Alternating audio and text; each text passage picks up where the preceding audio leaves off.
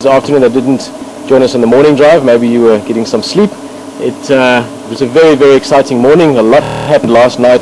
The Mapogos males, those 5 big males that have been around, seems to have really asserted themselves back into this northern area now, back into the Djuma territory, and they've killed at least 1 cub that we found. But just judging from the area and the surroundings and the habitat there, I would guess at least a few more, maybe just not been found or seen yet.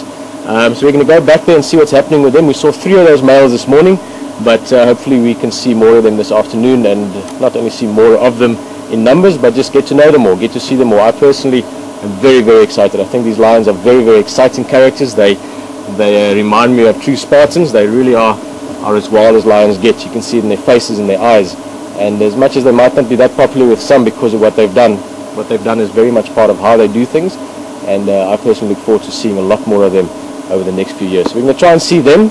Quite a few game drives heading that way. Obviously, a lot of people want to go see what's happening there, but we should get some space during the course of the afternoon, and it should be another good afternoon. It's nice and hot out here. It's back to normal summer weather. It's perfect blue skies.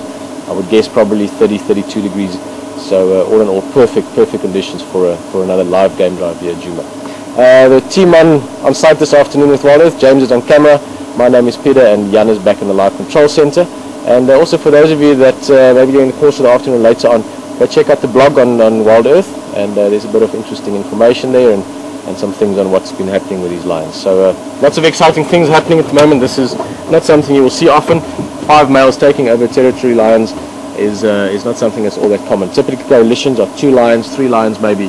So to have this many together is something that is really exceptional and very exciting. And we're going to show you all of that hopefully over the next few days and weeks, all live.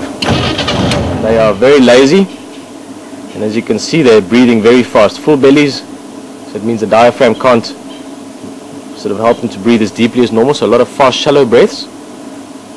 And these 2 guys just taking it very easy. Solly has just joined us here as well. He was sitting at the carcass earlier. We were about 300 meters or so, 300 odd yards away from where the giraffe carcass is that we saw this morning. And Solly was just giving me a couple of hand signals there now. I expect we might have a nice surprise somewhere in the next few minutes. We're going to see some nice things within a short space of time.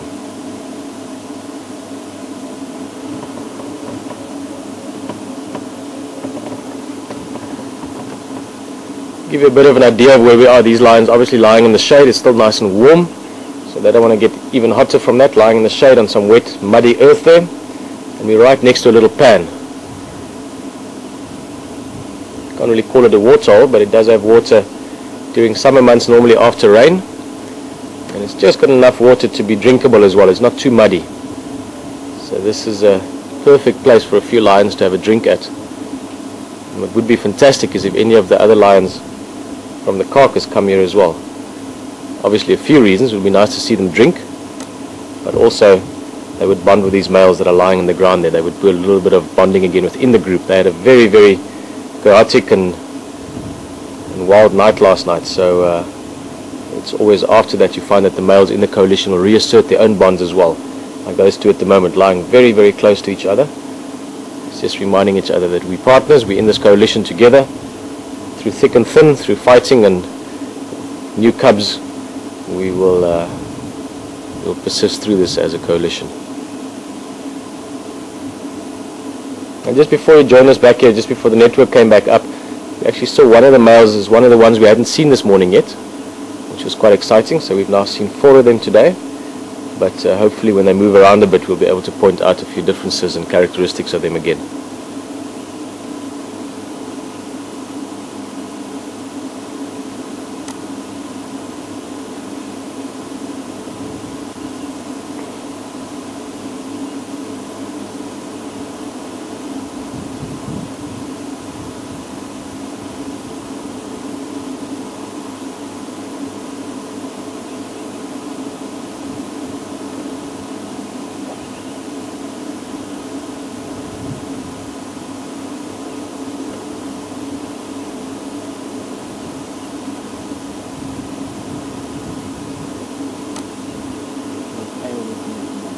Hey? Now and again, swatting a fly.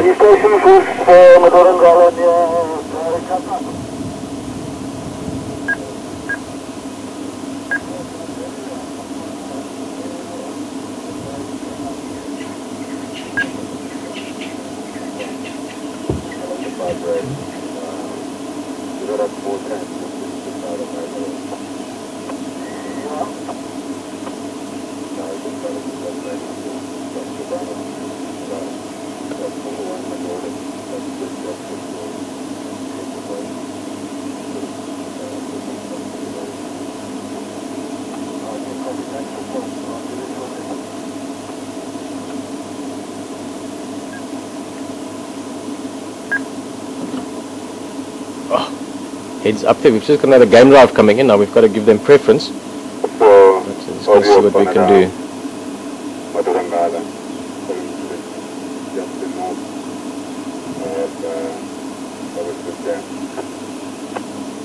Okay, great. Okay, copy. Thanks for calling. I'll be there in about half an hour. Unfortunately, sometimes we miss the very distant noises just because we've got a little bit of buzzing on the vehicle, but Solly could hear that the reason that lion picked his head up is he heard one of the other coalition, probably the fifth male, the one that hasn't been seen this morning, calling way up to the north.